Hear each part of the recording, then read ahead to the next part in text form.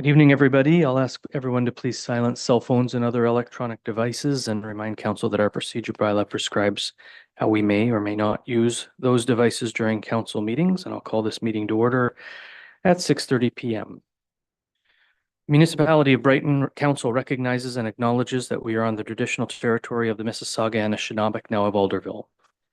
The Mississauga peoples agreed through treaties with the Crown to mutual sharing obligations and responsibilities as stewards of the lands and waters. We recognize that these are now our shared obligations in partnership to continue to protect the land and the water that we now know as Brighton. In doing our work, Council honors the Indigenous ancestors who came before us and who continue to be present on these lands which we occupy. We acknowledge and honor the First Nations who continue to hold and share their rich history, traditions, and cultures that are proud, modern, and vibrant. As we move forward, we hope that every time we gather, we acknowledge all those who have come before us. I have a motion moved by Councillor Rowley, seconded by Councillor Wright, that Council approve the August 12th, 2024 Council agenda as presented. Is there any discussion? Those in favor? Any opposed? Motion's carried.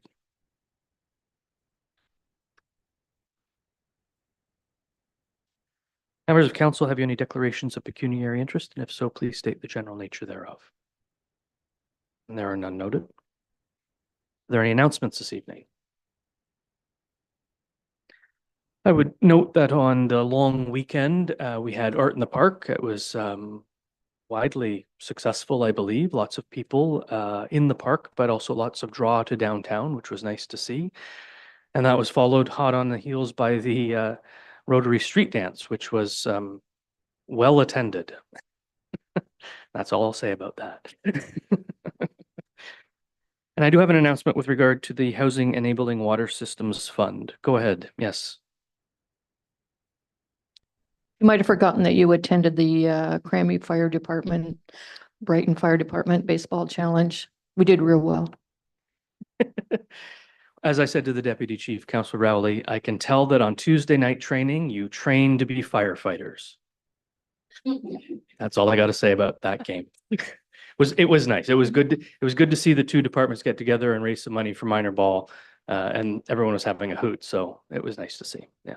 Thank you for the reminder, Councillor Rowley. On Wednesday this past week, we learned that Brighton's funding application for the construction of our new wastewater treatment facility through the Housing Enabling Water Systems Fund was not granted. To say that council staff and I are disappointed is, to be sure, an understatement. We know that this $41 million infrastructure upgrade is simply not a feasible project without the assistance of the province and/or the federal government. We were assured that Brighton did not need the assistance of a strategic communications team to help guarantee success. We continue to put our trust in Minister Pecuniary to send the messages to his caucus and cabinet colleagues about this critical infrastructure project and the need for funding. This morning, I sent a message to his constituency office asking for his help to secure a meeting with the Minister of Infrastructure at next week's Association of Municipalities of Ontario conference. The municipality will continue our efforts to secure funding for this project, and we will announce further advocacy and communication measures after next week's conference when we have a better understanding of how Brighton can position itself to succeed in the next round of funding. And we move on to the adoption of the minutes with a motion moved by Councillor Rowley, seconded by Councillor Wright. The Council adopt the July 15th, 2024 Council meeting minutes as presented. Is there any discussion? Those in favor? Any opposed? That motion's carried. A motion moved by Councillor Rowley, seconded by Councillor Wright. The Council adopt the July 16th, 2024 special council meeting minutes as presented. Is there any discussion? Those in favor? Are there any opposed? The motion is carried.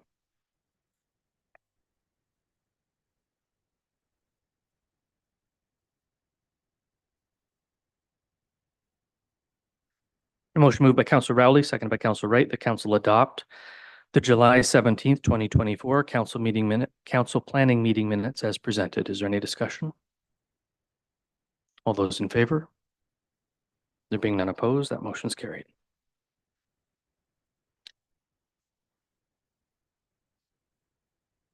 We have no statutory public meeting this evening, which brings us to delegations. We have one delegation from Stephen Phillips, Brighton Builders Group. Council will hear this one delegation only this evening. Mr. Phillips, you have 10 minutes. You can come forward if you want. To provide council with your information, it is noted that language, content, and conduct must always remain respectful. Council will be provided with an opportunity to ask questions of clarification from you based on the information that you have presented. Council is reminded that this is not an opportunity to engage in debate nor advance a public policy positions. Mr. Phillips, you are reminded that council does not make decisions during the delegation portion of this meeting. Welcome, sir. You push the button on the side closest to Councillor Wright. There you go. And then the lavender in front of you. There you go. There I am. I'm hot. Thank you.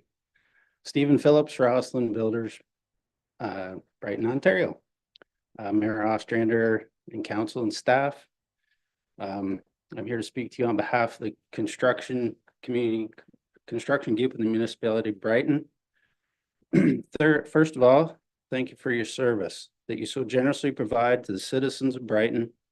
And thank you for entertaining the idea of extending the adoption date for the new version of the development charges bylaw. None of us are experts here on the matter. As a result, we've engaged Parcel to work with staff in order that the new bylaw is not only fair, but also healthy and helpful for the community. We, with your building community, use us. We, along with our fellow business people in the agri-food and other industrial sectors of Brighton, are not only great stewards and builders, but first and foremost, we are all problem solvers. Let's acknowledge that our community has some challenges to overcome, along with relatively tall wish list. Let's also work together to try to sensibly and methodically begin to achieve some of these goals. Please let's continue to work as allies and associates. Thank you for your time. Thank you, Mr. Phillips. So before you leave the microphone, we'll just make sure council doesn't have any questions of clarification, members of council. Thank you, sir. Yeah. I have a motion moved by Councillor Rowley, seconded by Councillor Wright. The council received the delegation from Stephen Phillips, Brighton Builders Group regarding the development charges study and bylaw. Is there any discussion? All in favor? Any opposed? The motion's carried.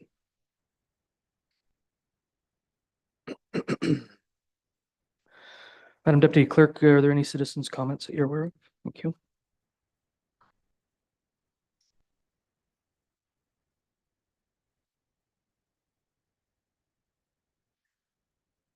Brings us to staff reports. The first report is from the Economic Development Department, logos, branding, cost analysis, follow-up report. Mr. Hagerman, we've read your report. Do you have anything to add or highlight, sir? No, not at this time, Your Worship. Thank you. I have a motion moved by Councillor Fredis, seconded by Deputy Mayor Anderson, that council receive the follow-up report from the June 24th council meeting for information, and the council provide direction proceeding with a new brand and logo for the municipality of Brighton. Is there any discussion? Councillor Fredis.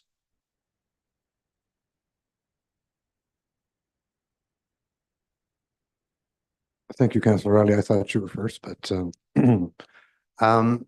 in looking at the proposal from staff, I am inclined to lean towards option 2.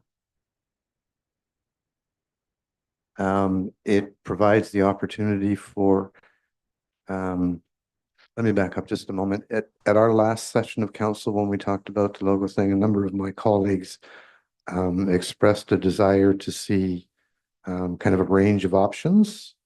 There were 3 options identified, just BOQ, an outside firm or a combination of the 2, and a number of council members, and I concurred with them in the end, said they wanted to see representations from all.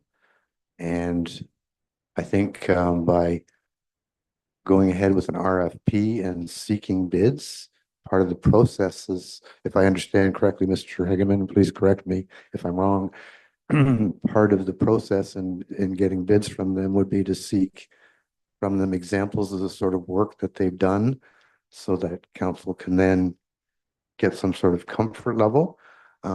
Additionally, I guess my view is that option 2 would not preclude Bay of Quinte from continuing to participate but presumably with a different design than the original proposal.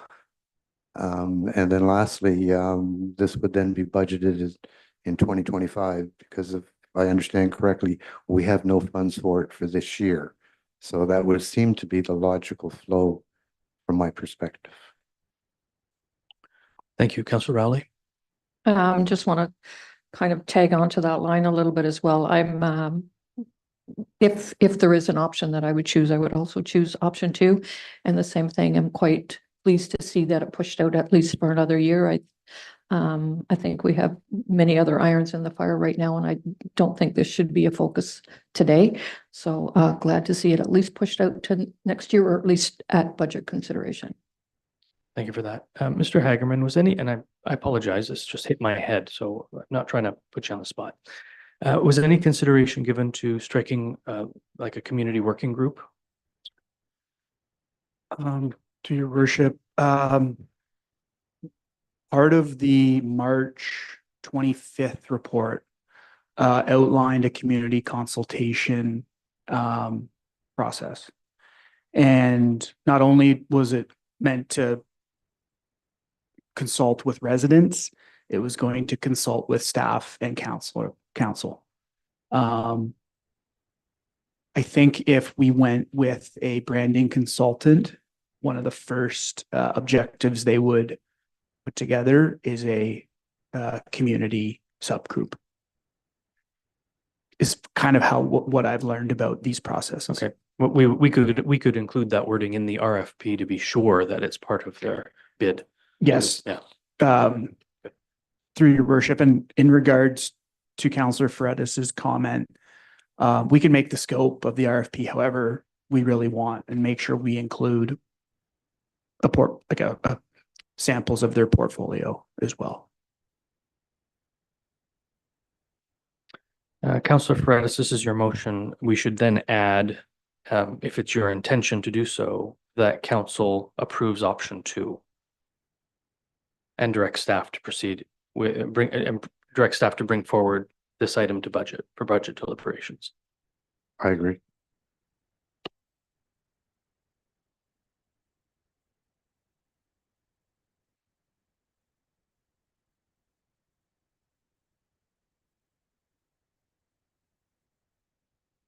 Deputy Mayor, are you okay with that as a seconder? Thank you.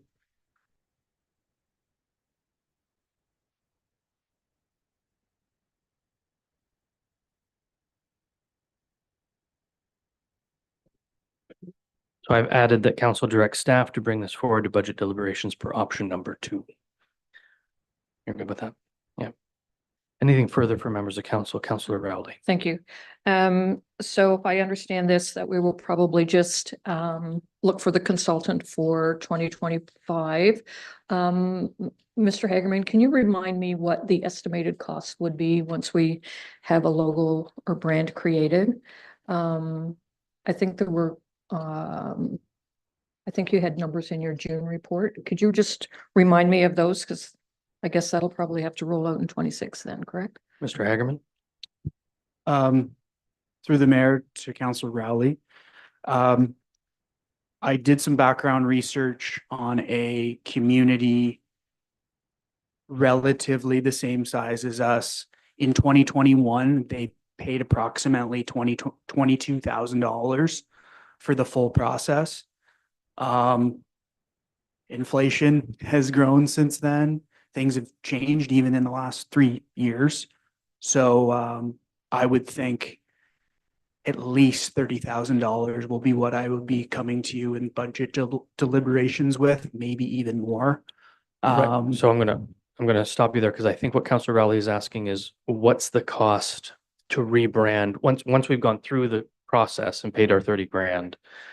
What's the cost to rebrand the municipality with signage and decals and business cards, et cetera, et cetera?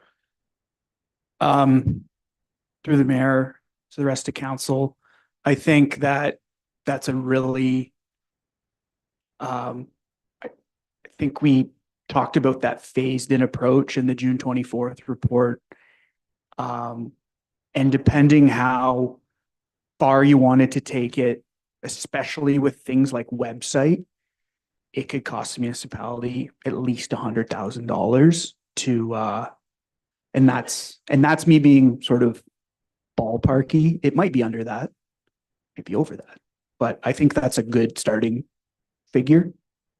But the municipality wouldn't be redecaling all the trucks as a new truck came in, the new logo would appear on it. Yeah, I think, sorry, through the mayor to the rest of council, I think that would be something that the senior management team, especially once a new logo was adopted, that between myself and the rest of the department heads, we would have to really look at and see what's priority.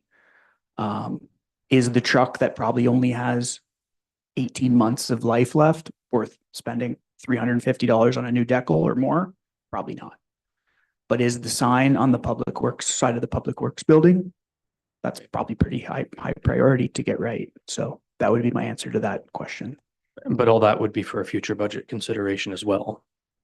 100%. Thank you. Councillor Boutwell. Thank you, and through you, Mr. Chair, to Mr. Hagerman. So there are rough costs. So if we were to do our entire fleet, all of our all of our assets, what would that cost look like in today's dollars? Not, you know, taking the website out of it, because we could just slide in a logo there, but what would the cost be of redecaling all of our vehicles, our buildings? Because we know that number is going to change over time as we roll it out, but what would be the total cost of this project in today's dollars?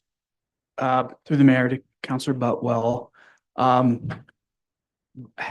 really hard question to answer from I've been given, I don't know exactly how many fleet we have, Yeah. so I don't know if Danny or Leslie could help me out with that, but you're probably looking at anywhere between $250 to $400 per vehicle to get redeckled.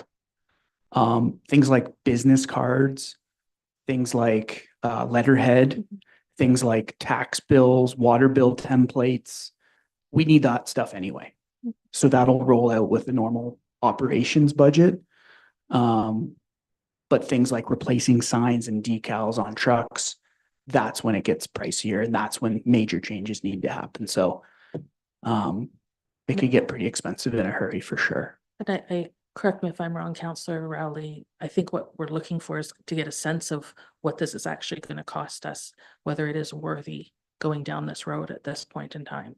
Because 30,000 sounds, you know, not so bad. 100,000 deferred over, say, a 5-year rotation of vehicles, 20,000 a year. That doesn't sound so difficult to digest. But if we are talking about all of our signage on our roads, all of our signage at our yards, directional stuff, community things, cultural event signage, things, if we're looking at $250,000 to $400,000 total once we've done everything, then that starts swaying my opinion of when we start this process. Councillor Wright.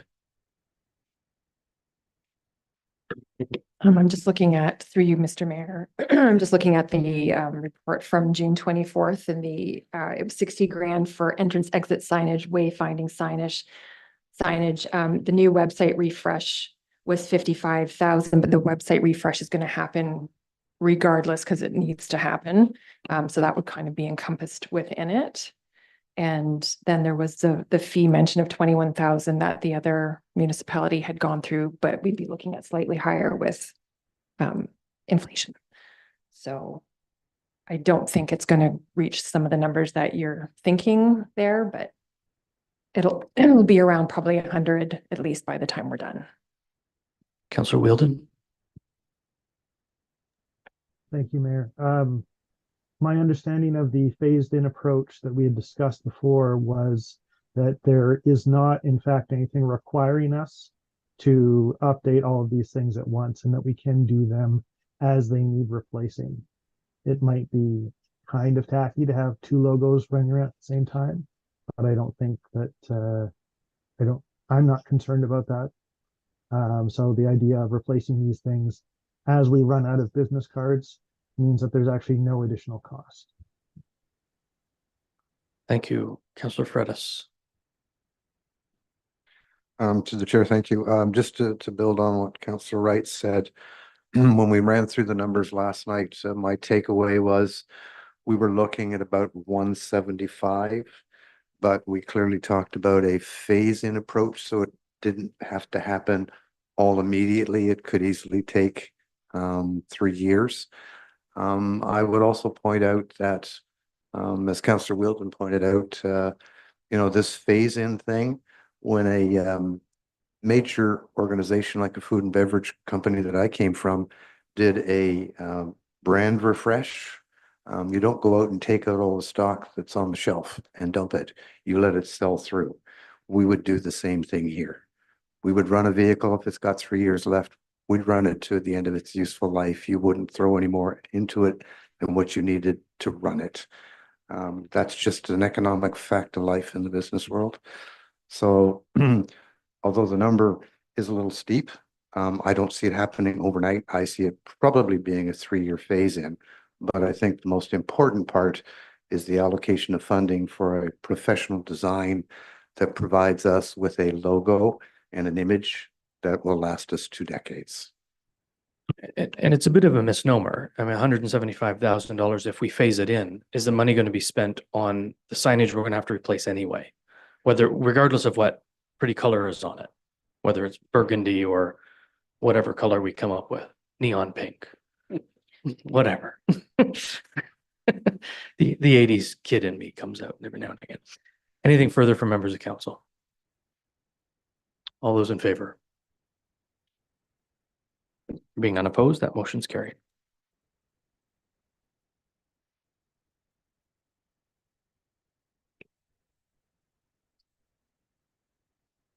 Next report is from Public Works and Infrastructure, 35 Alice Street Holding Cells Remediation. Mr. Blatansky, we've read your report. Do you have anything to add or highlight, sir? Yes, I do. Proceed. So it's not reflected in my report through Mr. Mayor, that since the report's been written, we've had discussions with IO and expressed our concern about the timelines. So we've made it pretty clear to them that we want these timelines met by October to get this work done, because we have a significant amount of work to do ourselves for the waterproofing of this building in general. We cannot proceed with that work until the work is completed by IO. You let them know that for $30 million, we'd be happy to extend the schedule.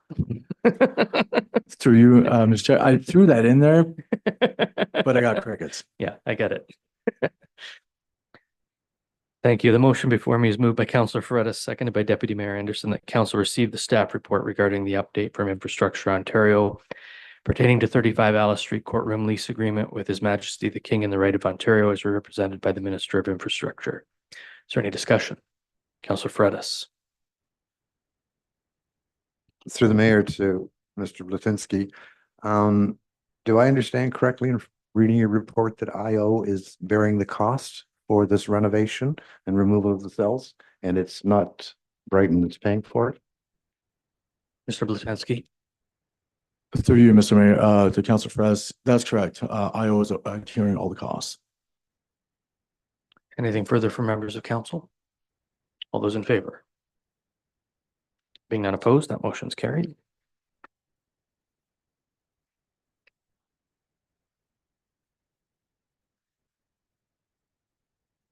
Next report is also from Public Works and Infrastructure with regard to 21 Kingsley Avenue building assessment. Mr. Blatansky, we've read your report. Do you have anything to add or highlight, sir?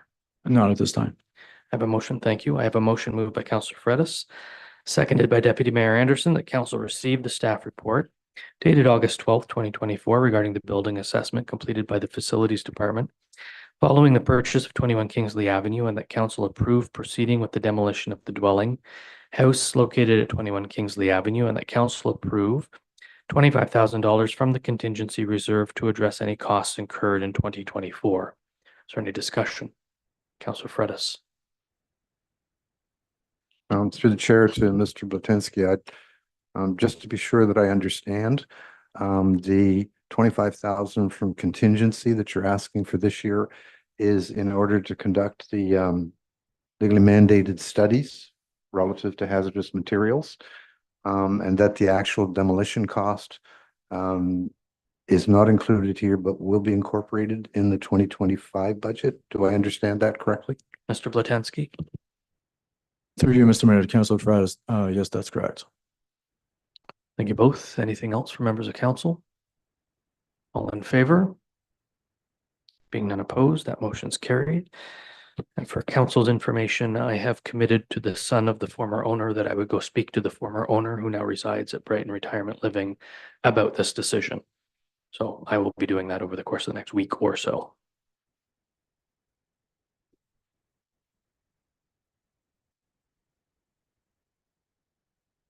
Next report is from Public Works, Parks and Recreation. Ms. Hallam, we've read your report. Do you have anything to add or highlight? Thank you, Your Worship. Yes, I would like to make note that the King Edward Park washroom renovation project was originally proposed in the summer of 2022 and then revisited in the spring of 2023. And with the success of the Trillium Grant and the capital approval, the project just began in March of 2024.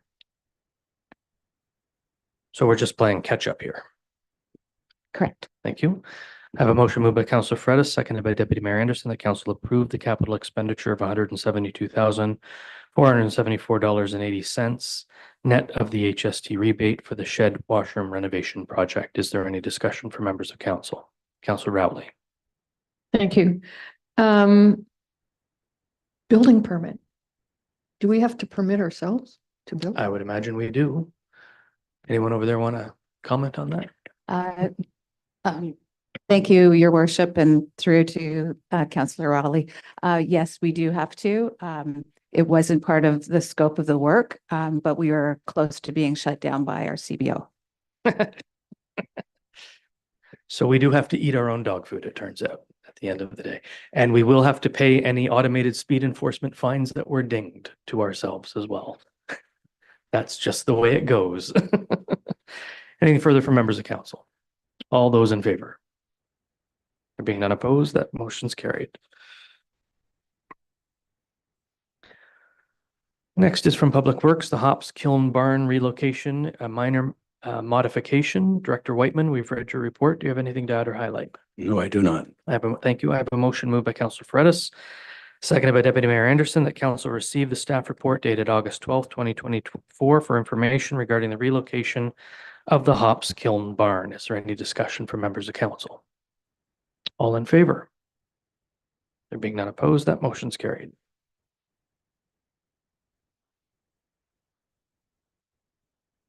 Next report is from the clerk's office with regard to taxi licensing deregulation. Madam Deputy Clerk, we've read your report. Do you have anything to add or highlight? Not at this time. Thank you. I have a motion moved by Councilor Freitas, seconded by Deputy Mayor Anderson, that council approve the deregulation of taxi cab licensing in the municipality of Brighton. And the council approve the attached draft bylaw authorizing the repeal of bylaw 050/2009 and the repeal of bylaw 052/2010. And that the fees and charges bylaw be updated accordingly to remove reference to any taxi cab related fees at the time of the next annual update. Is there any discussion from members of council? All those in favor? There being none opposed, that motion's carried.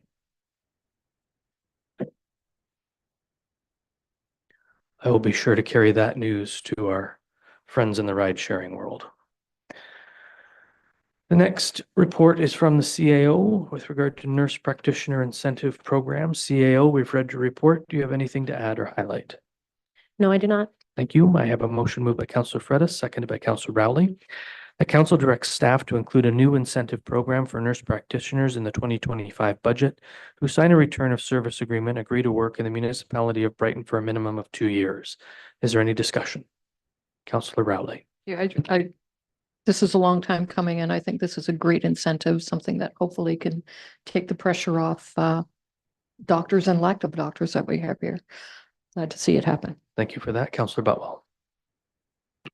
Thank you. Through you, I would just like to, I have a question. How did we come up with $5,000 per year?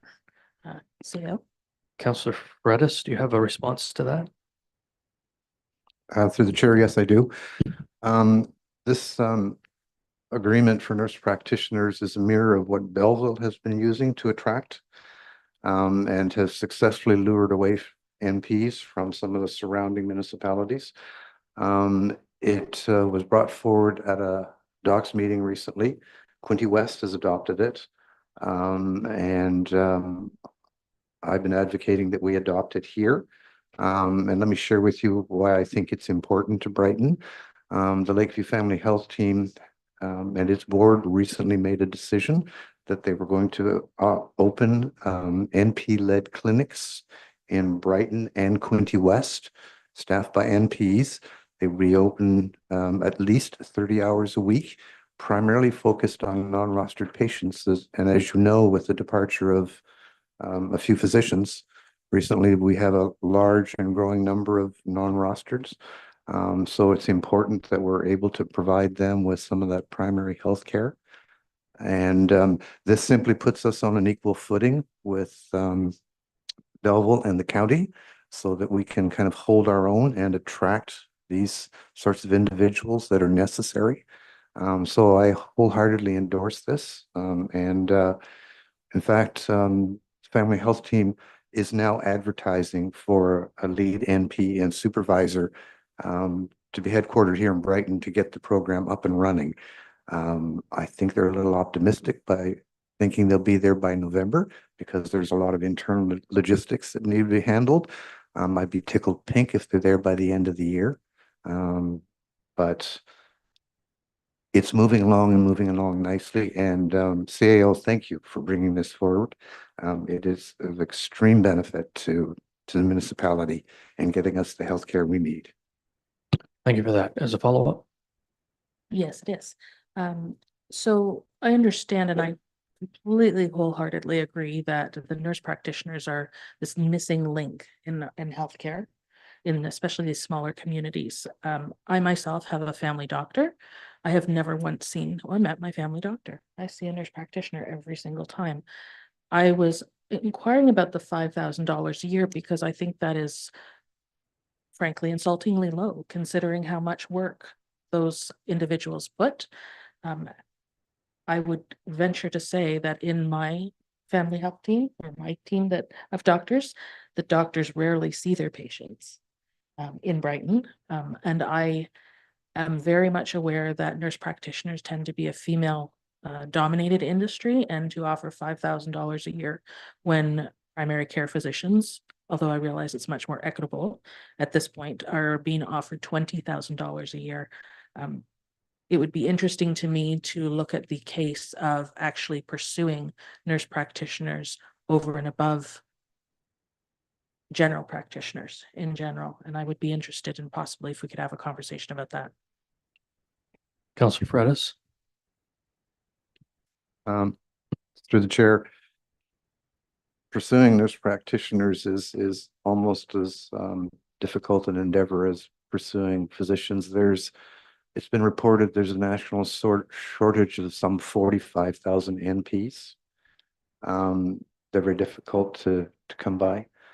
One of the things that perhaps you should be aware of is part of the reorganization in the family health team is rostered physician patients that are currently being looked after by NPs. The physicians will be taking them back to free up their time to address the growing number of non-rosters. That's an important part of this whole initiative.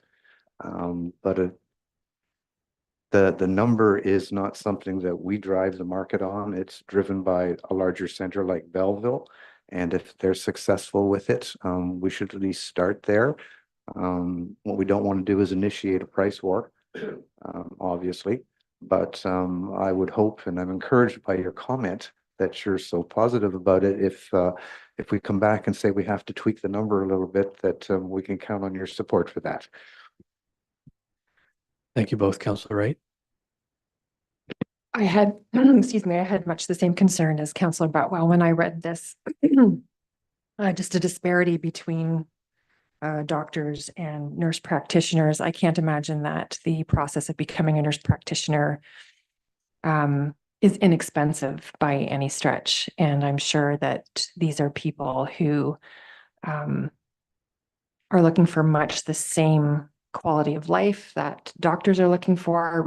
I just read an article about doctors today and how little money actually that they make at the end of the day and why they're all burning out. So there's going to be definitely a call for nurse practitioners to take on some of that load, but it's interesting to see the disparity in pay between the two. So I too question the 5,000 or what is it? Sorry, 10,000, 5,000 per year for a 2-year. I would much rather see a 5-year agreement go forward. A 2-year turnover, I think that's just asking for people to cycle through all the more quickly as well. So I think that needs to be kept in mind. Councillor, thank you. Councillor Fredis. Through the chair to Councillor Wright. Councillor, there is provision in the agreement for it to run to 5 years. What we're looking for is a base 2-year commitment. We'd be delighted to sign them up for 5. And hopefully, if necessary, we can tweak the number. The other thing I would point out that NPs by legislation and their license are capped at a certain level of medicine that they can provide. Some of the nuclear stuff and more complicated stuff that they cannot address. All they can do then is refer to a primary care physician. But to the extent that their license allows them, then we would like to utilize them to provide that primary care. Does that kind of answer your question? It wasn't my question at all. I understand what nurse practitioners do and can't do. So You both, Councillor Wheeldon. I just want to echo what Councillor Wright and Councillor Butwell have just been saying. I also understand what nurse practitioners can and cannot do. I also know that the vast majority of things that most people need a doctor for can be done by a nurse practitioner. And I think I would like to see at least 10,000 offered instead of 5. Is there anything in our non-compete agreement with other Bay of Quinte communities that prevents us from offering more? I don't know that there's a specific note in any of our non-competes, but we certainly have been working hard to sort of level that playing field across the Quinte region. And if the larger community of Belleville and Quinte West are asking or offering 5, I think it behooves us to go along with them. I do get the inequity in the system that's being created here. On the other hand, the market bears what the market bears. Councillor Butwell. Thank you. I think it behooves all of us to consider that we have collectively lived as humans in a modern world for a long time where, and I'll just say the ugly, where women have been paid significantly less than in their female-dominated industries, than for roughly equal work than male-dominated industries or their equivalents. And I really am not comfortable with setting the precedent at the very outset and then being lulled into the feeling like, well, we could change this over time. We will address the inequity over time. If we acknowledge that it is there, we speak it, we name it, we speak it, and then we do better. I'm not satisfied with 5,000 a year. I'm not satisfied with $10,000 a year. I can see there is a difference in the level of responsibility, but I too am very familiar with what a nurse practitioner can and cannot do. And I would say that a massive amount of the work is the same at the level in the community, at the community level.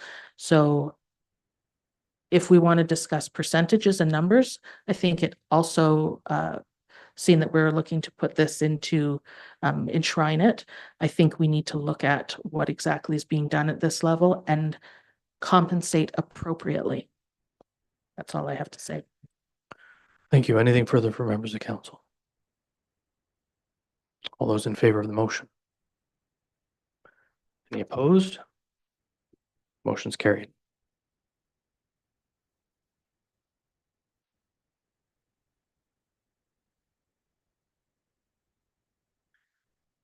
Next report is also from the CAO. It's with regard to the YMCA MOU. CAO authors, we've read your report. Do you have anything to add or highlight? No, not at this time. Thank you. I have a motion moved by Councillor Rowley, seconded by Councillor Fredis, that council review the draft memorandum of understanding between the YMCA Northumberland and the municipality of Brighton and direct staff to negotiate the MOU and prepare a bylaw to authorize the signing with any recommended changes for council approval in September. Is there any discussion? Councillor Fredis. Through the chair, thank you. CAO in reading through this report, and the MOU, I note that the Y is asking for 40,000 per year with an escalator. But there is no mention of a lease of the facilities. And I think that's kind of where we started, was with the lease. My takeaway from our earlier discussions was that I think we had general concurrence of a 5-year lease renewal. I think there was general concurrence on the 1240 a square foot rate, but where the division occurred was in terms of the grant. And I have difficulty with the $40,000. Our policy for grants is 1, 5, and 20. And I think the number should be capped at 20. We're talking about disparities earlier. Let me give you an example of a disparity. We grant Trenton Memorial Hospital $20,000. Last year, they asked for 21 and change, and we rolled it back to 20 to be consistent with our policy. Trenton Memorial Hospital last year, their emergency ward handled 36,000 emergency visits, 11% increase from the previous year. 4,688 were Brighton residents, 10 times the participants at the Y. So I have to sit here and ask myself, why would we give the Y 40 and only give Trenton Memorial Hospital 20 in light of the fact that they handled 10 times more Brighton residents? So I'm troubled by that. I would also point out that Belleville, the numbers that I was provided, attended to 689 Brighton residents, and we didn't give them any funding. And again, that's greater than the Y services. So I am stuck at 20,000 and would suggest that in your renegotiation, that should be the number. The 5-year lease, the square footage rate that was offered before, I don't have a problem with. And if it means foregoing an annual escalator on the square footage thing, I could live with that too. The final thing I would point out is in the presentation made by Ms. Kirkpatrick, she indicated that on page 6 of her presentation that their fundraising had generated $155,000, and 19,900 of that went to Brighton. So clearly they have the capability to raise the additional 20 themselves, and they really don't need it from us. Thank you, Councillor Rowley. Thank you, Mayor. I too am a bit concerned about the $40,000 number as well. If I could just get a little clarification, CAO, you have a comment in there that we have not been charging for utilities or maintenance since we've owned the building. I don't know how many years exactly that is, 3 or 4. And when I read further through the document, that's works out to $27,000 a year as well. So that's another freebie over a top of 40,000. That's a significant amount to me. So at this stage, I'd like to see a little bit more how those utilities and maintenance costs will affect the bottom line for us before I agree to support any of this. Thank you both. I think we've owned the building for almost 6 years now, give or take. Yeah. It's been a while. Councillor Fredis. Through the chair, thank you. And just to build on Councillor Rowley's comment, the Y has been escaping their share of the common area. some 500 or 600 square feet during the entire term of the last lease. So we have provided additional subsidies indirectly. And I think we've done more than our fair share.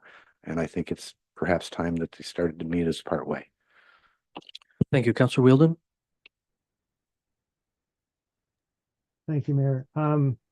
I do want to suggest a reframing, or suggest rather that the comments so far have reframed the situation. The why in both in their presentation at our last meeting and in their MOU here have talked about having a partnership in which they run a municipal facility. They see this as being similar to someone who would run an arena. Now, we spend an awful lot on running an arena in this community. Having recreational facilities available to residents is something that we do. It is not fair or accurate to compare this to grants and aid. I'm not sure that it's proper to have payouts to hospitals in grants and aid either, but here we are for all sorts of provincial reasons. That said, I think that it is more accurate to frame this as a recreational facility that is in the interest of the municipality. And so that $20,000 framing, I don't think is appropriate. I also don't think it's appropriate to characterize the YMCA as having escaped certain fees or charges. I think that they went by the terms of the agreement that that a previous council agreed to. So I don't think it's fair to characterize them in that sense. Thank you. Anything further from members of council? Councillor Wright? Thank you. Through you. I think it needs to be reiterated too that so many other municipalities that have a YMCA often supply the building and no rent is charged at all. That's a really key point. We're getting rent. It may not be optimal, but we're getting rent. And the people who use it, they showed up in force the last time and told us what they want. They're taxpayers as well. They're not necessarily hockey players, so they're not going to go use the arena. They're not soccer players necessarily, so they're not going to go use the green space the way the kids do. This is a very key part of the community that helps people stay healthy and out of hospitals and doctors' offices. It makes a key change for people's lives to have that level of activity. And it's often, for some seniors, a very social structure to be a part of, which helps with mental health as well. There are students who use it, which is super awesome to see, because if you can get kids to exercise and stay healthy, they're going to be active, well-adjusted humans in the community. They're staying out of trouble. I think looking at the YMCA as something that is digging a hole in our pocket somehow is really just an awful way to look at it. We need to take care of our health. We need to move. And for some of the community, that doesn't include the usual things that we are already paying for, like the arena and the green space at King Edward. I don't see any issue with the 40,000. I don't think it needs to be looked at as a grant and aid. It is not a grant and aid. It is a service agreement. So let's get the service agreement done. Thank you for that, Councillor Butwell. Thank you, Mr. Mayor, and through you to the rest of council. Over the course of the last, I guess we're talking about maybe 9-10 months since this first came forward, I've swung around in my views of this. It seemed at first like a very loosey-goosey contract that didn't quite make sense. There were things that weren't followed to the letter of the law. Things didn't make sense in relation to the grant and aid program. Then the idea of it being a service agreement was introduced to me, and I can understand that because we as a municipality are not equipped to offer that service at anywhere close to a comparable cost. We don't have the space, we don't have the equipment, we don't have the staff. And we as a council want to make decisions that better the lives of our community members, not just from a tax-based point of view, but from a long-term health point of view. And preventative movement and exercise is a huge benefit as we live longer and longer. We need to be healthier early. Anyway, that aside,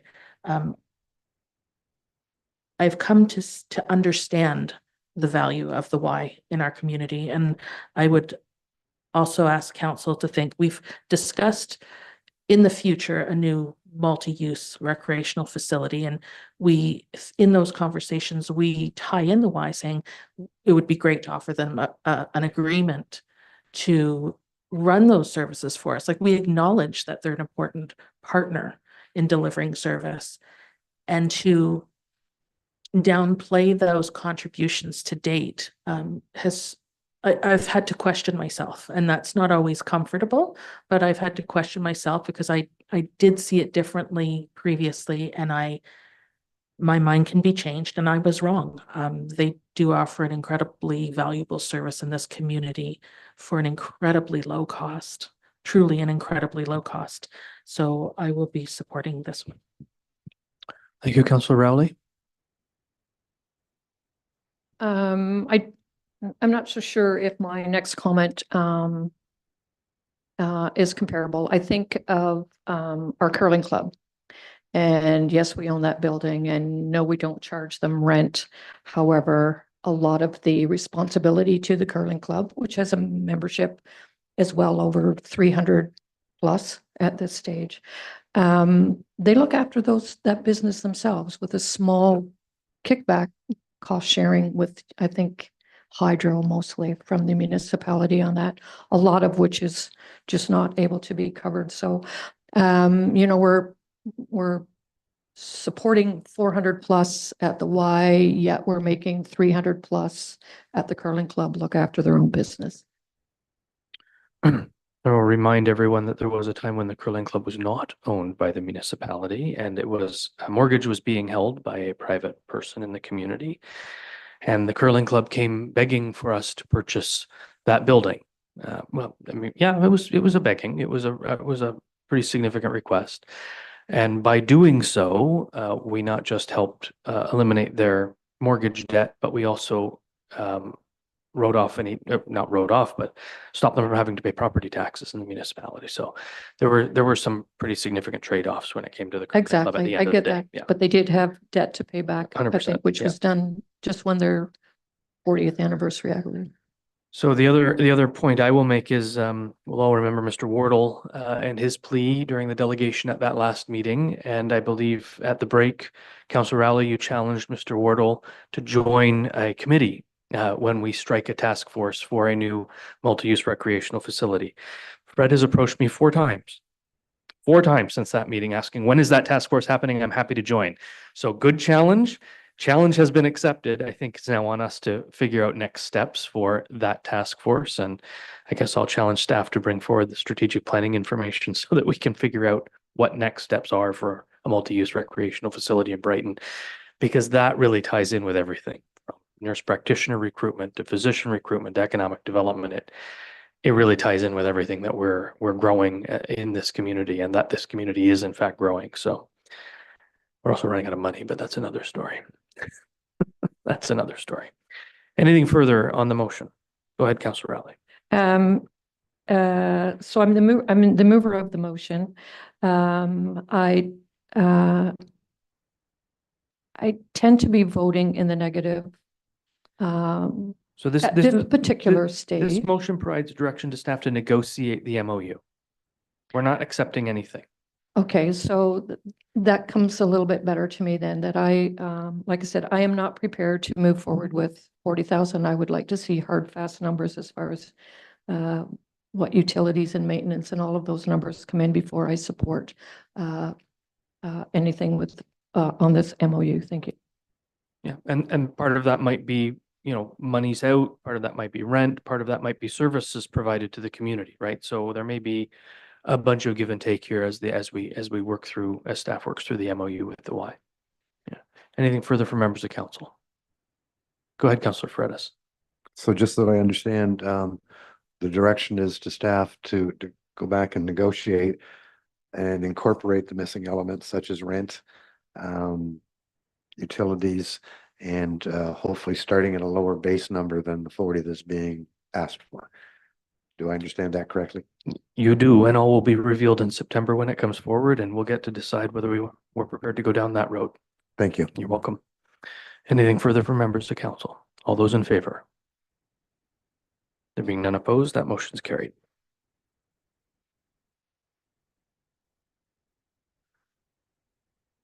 Next report is the CAO's ongoing report and capital status update. CAO, we've read through the report. Do you have anything to add or highlight? No, I do not. Thank you. I have a motion moved by Councillor Wright, seconded by Councillor Rowley. The council received the ongoing report and capital status update as information. Is there any discussion? All in favor? There being none opposed, that motion's carried. We have no notices of motions or motions. We have nothing under unfinished business, which brings us to bylaws.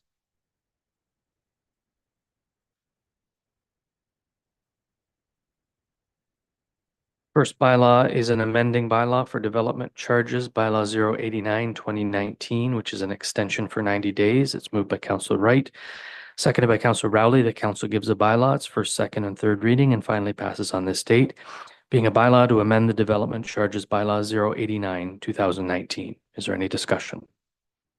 Councillor Rowley. Thank you. Will there, based on Mr. Phillips' presentation earlier and obviously his letter at the end of this agenda, I'm guessing that there will be some more conversation between the builders group and the consultant and staff? Precisely why we're extending the existing bylaw Great, by 90 thank you. days. Yeah. Anything further from members of council? Those in favor? There being none opposed, that motion's carried.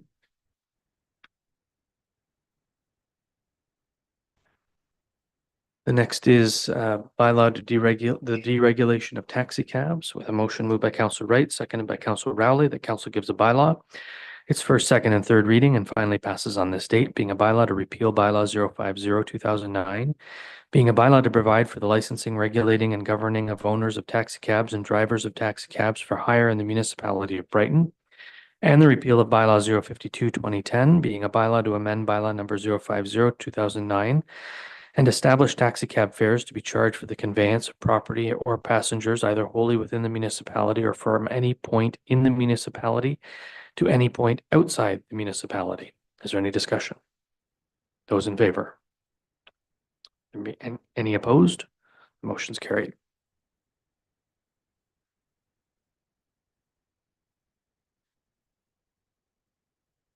The next is a bylaw for the 2024 tax rate bylaw to be amended. It's moved by Councillor Wright, seconded by Councillor Rowley. The council gives a bylaw. It's first, second, and third reading and finally passes on the state, being a bylaw to provide for the adoption of tax rates for 2024 and to further provide for penalty and interest in default of payment thereof. Is there any discussion? All those in favor? Are there any opposed? The motion's carried.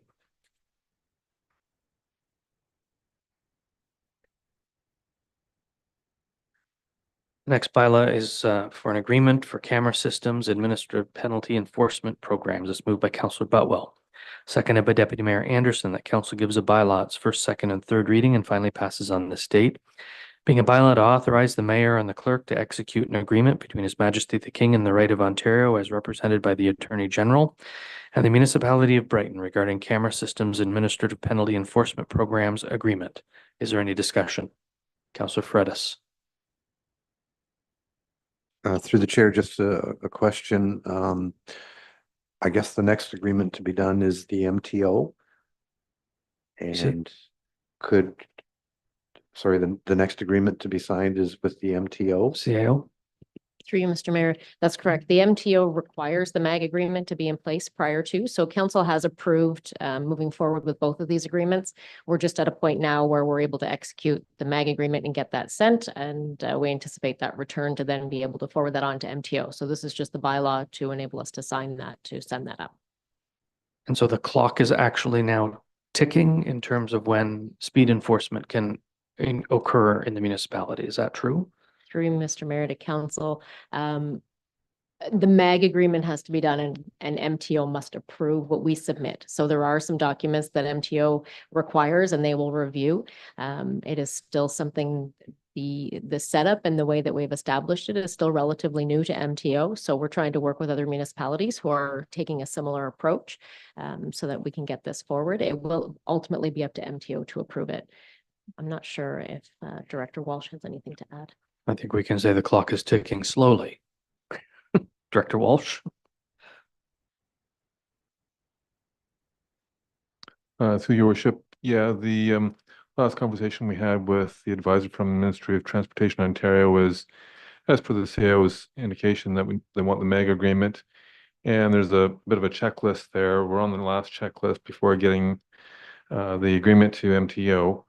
And then MTO tells us, despite anything in the regulations, tells us that they want the 90 days public notice to start after the approval of their signing of the agreement. So it doesn't say that in the regulations, but that's what the verbal was in a conversation. So it sounds like with any luck, this is going to be a bit of a Christmas present for somebody. Councillor Paredes. Through the chair, just to follow up. So I guess it's kind of imminent. It's moving along.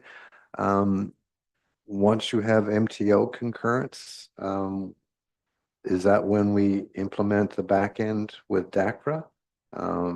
Or is it concurrent with that? CAO.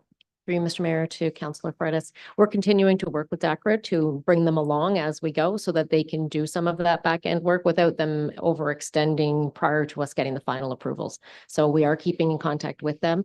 We have talked about the installation of cameras, which really is the next step for them to continue to be able to do what they need to do on their end. But obviously we don't want to put those cameras up too soon. So we're just holding off until once we have the agreement from MTO, or at least a consensus that we don't require any additional information to them, then we'll be able to move forward quickly. Thank you. Anything further from members of council? All those in favor? There being none opposed, that motion's carried. That brings us to reports and minutes of advisory committees of council and review teams. The first is the Community Events and Civic Awards Steering Committee meeting of June 18th, 2024. Councillors Rowley and Wright are representatives. Do either of you have anything to bring to council with regard to this meeting or information on the committee? Go ahead, Councillor Rowley. Hopefully everybody will be downtown in Memorial Park this Saturday evening in your saddle shoes, poodle skirts and whatever. See you there. Should be fun. Just to be clear, this is for movies in the park, everybody. Where Grease will be the premier show, and before Grease, someone's playing on the stage. Yeah, Councillor I Rowley? think, yeah, we've got some music. We've got some antique cars coming. Munchies, of course, there's always food. Yeah, just show up. Anything, so I have a motion moved by Councillor Botwell, seconded by Deputy Mayor Anderson. The council received the minutes of the Community Events and Civic Awards Steering Committee meeting of June 18th, 2024 as presented. Is there any discussion? All in favor? Being none opposed, that motion's carried.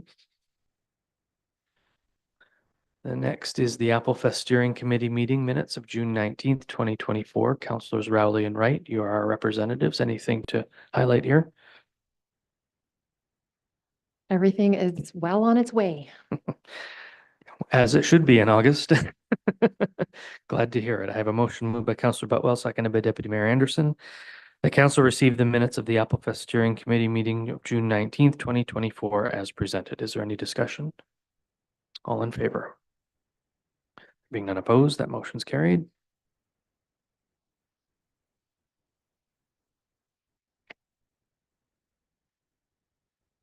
We have nothing listed under reports of or minutes of statutory committees, boards, or external agencies, which brings us to correspondence, direction items, endorsements, communications, and petitions. The first is with regard to the British Home Children Advocacy and Research Association. I have a motion moved by Councillor Butwell, seconded by Deputy Mayor Anderson, that council receive or support the correspondence from the British Home Children Advocacy and Research Association requesting a proclamation of September 28th, 2024 as Home Child Day. Councillor Butwell, are we receiving or supporting? Sorry, that was supporting. Thank you. Deputy Mayor, you're okay with that? Thank you. Any discussion? All those in favor? There being none opposed, that motion's carried.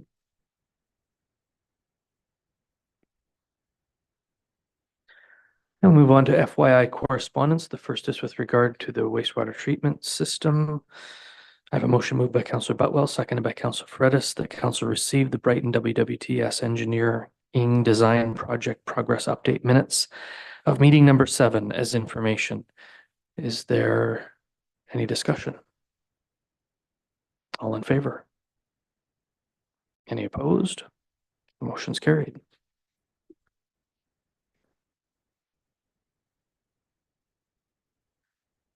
And the next piece of FYI correspondence comes from Abby McElwam of University Hospitals Kingston Foundation.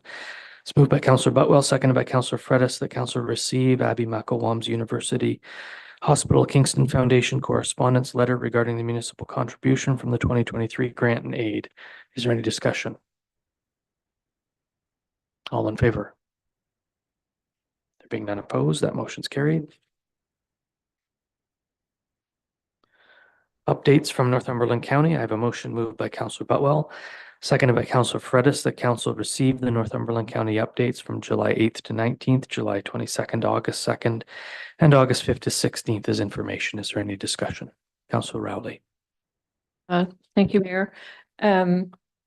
Regarding the reconstruction of County Road 64, I'm not sure if there's going to be lane closures at all during that time, but I would hope that both the county and those who are working on it will consider that the Apple Fest weekend, we need to have good flow of traffic even from down that way. I'm looking at my Public Works team over here to be sure that they communicate that with the county's Public Works team. Through you, Mr. Mayor, to Councillor Rowley, yes, we will do so. We are in communication with them. I can update council in due course. Thank you for that. Thankfully, this year it is the rural portion, so it won't be tragically impactful, but wait for it because next year it will be. Any further discussion for members of council? All in favor? There being none opposed, that motion's carried.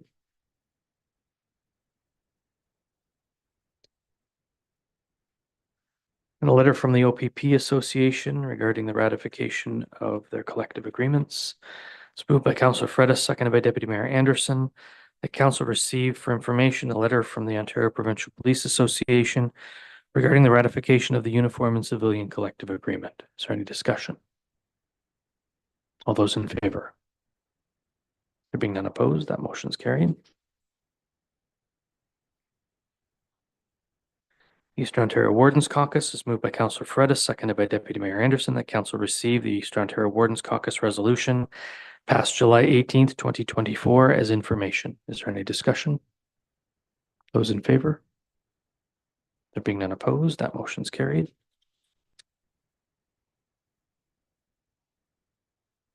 And from the Lower Trent, it's moved by Councillor Wright, seconded by Deputy Mayor Anderson, that council received the letter from the Lower Trent Conservation dated July 19th, 2024 regarding the watershed health assessment and brook trout monitoring pilot project as information. Is there any discussion?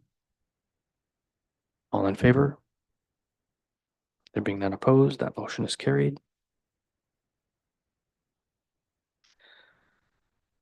And the next comes from letter from Parcel Economics.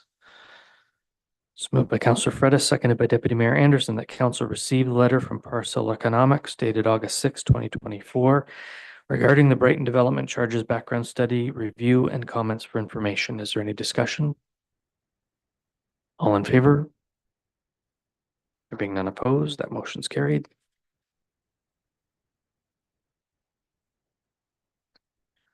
Next is from Stephen Phillips, Brighton Builders Group. With a motion moved by Councillor Fredis, seconded by Deputy Mayor Anderson. The council received the email from Stephen Phillips, Brighton Builders Group regarding the development charges study and bylaws information. Is there any discussion? All in favor? There being none opposed, that motion's carried.